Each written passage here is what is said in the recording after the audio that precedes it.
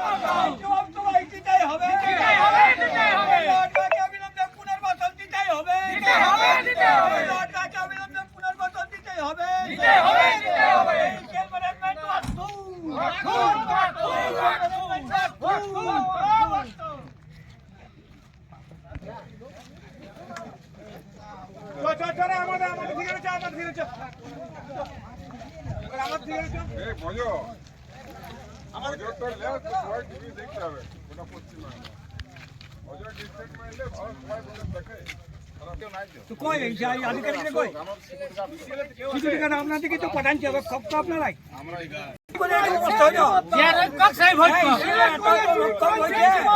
তারপরও কি করে ধস হচ্ছে? হ্যাঁ, ডিজেল ম্যানেজমেন্টের কয় লোক কাপুরুষের মতন সব পলাই নেওয়া। কাল যত বড় ধস একটা ঘটনা ঘটে, আজকে কই পুলিশ কই কি হবে? ভবিষ্যৎ ইসিএল আধিকারিকরা বলুন,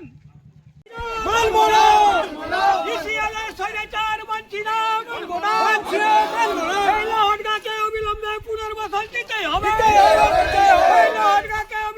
পুনর্বাসন দিতেই হবে।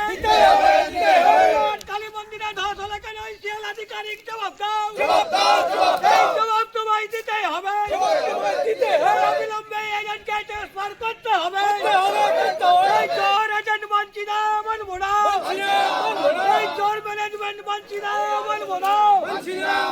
এই লর্ড কালী মন্দিরে ধস হলে কেন ইসিএল ম্যানেজমেন্ট জবাব দাও।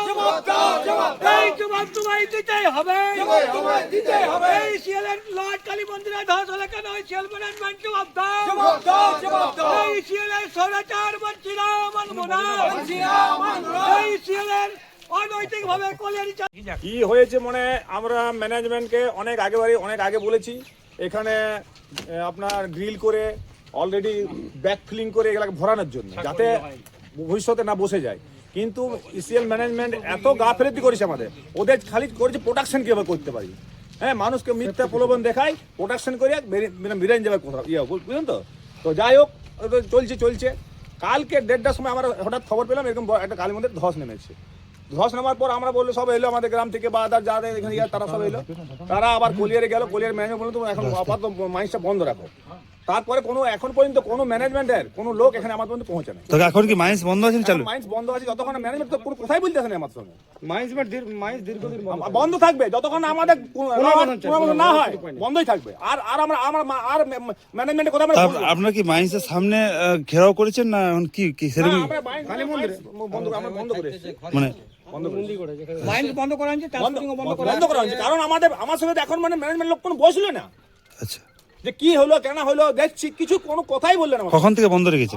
কাল মোটামুটি 5-6টার পর থেকে বিকেল থেকে মাইন্স বন্ধ আছে। যখন আমরা ম্যানেজমেন্ট করে এলাম তখন আমরা গেলাম বাধ্যতা বন্ধ করতে, আসুক ম্যানেজমেন্ট, এখন পর্যন্ত আসে না। আপনার নাম? শ্যামপদ মণ্ডল। ঘটনা কালকে দুপুর 2টা নাগাদ এখানে একটা ধস হয়ে যায়, ঠিক আছে। বিশাল একটা ধস, নিশ্চয়ই আপনারা ইতিমধ্যে দেখলেন, সেই ছবি আপনাদের কাছে হয়তো আছে। কিন্তু ধসটা হয়েছে টোটাল ইসিএল এর নেগলিজেন্সির জন্য।